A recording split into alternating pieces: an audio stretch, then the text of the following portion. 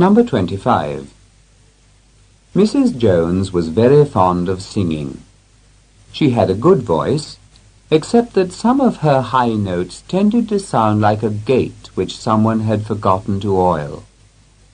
Mrs. Jones was very conscious of this weakness, and took every opportunity she could find to practice these high notes.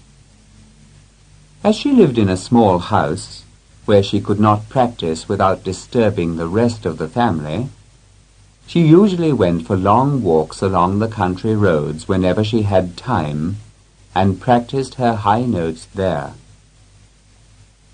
Whenever she heard a car or a person coming along the road, she stopped and waited until she could no longer be heard before she started practicing again, because she was a shy person, and because she was sensitive about those high notes.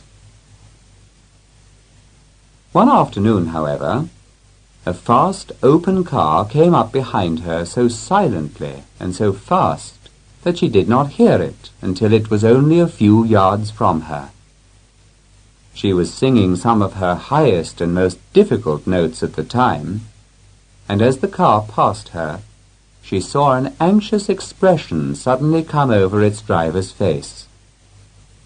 He put his brakes on violently, and as soon as the car stopped, jumped out and began to examine all his tires carefully.